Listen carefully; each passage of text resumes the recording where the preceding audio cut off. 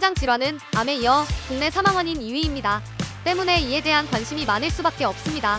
특히 가슴 답답함이나 두근거림이 나타나면 대부분 심장 질환 의심 증상으로 생각합니다. 하지만 이 경우 심장 문제가 원인이 아닌 경우가 훨씬 더 흔해 어떤 상황에서 증상이 나타나는지 잘 살펴야 합니다.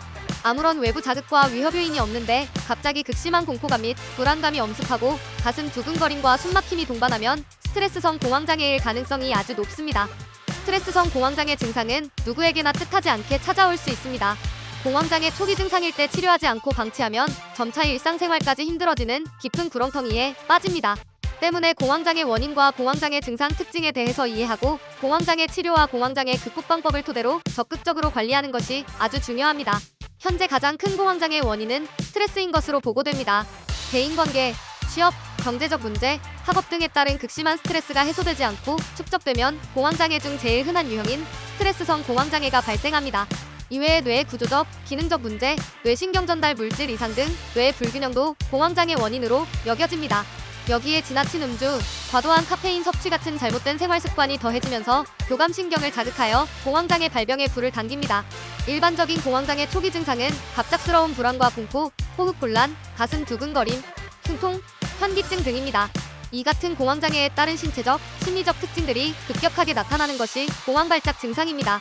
공황발작 증상은 예기치 못한 상황에서 불현듯 찾아와 일상생활을 방해하고 공황 상태에 빠지게 만듭니다. 이때 환자들은 마치 죽을 것만 같은 공포감을 느끼지만 실제로는 그렇게 되지는 않습니다. 공황발작 증상은 10분 내에 최고조에 이르며 약 30분 이어진 후 점차 사라집니다. 스트레스성 공황장애는 저절로 낫는 경우보다 만성화되어 일상생활이 힘들어지는 경우가 더 많습니다.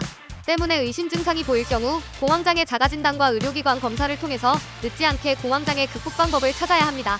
헤아리만 의원 등 한의학에서는 공황장애 환자를 원인, 상태, 증상별로 심담억업, 신비불화, 심화항성, 감기울결, 간심혈어 등 5가지 변증으로 나눠서 접근합니다.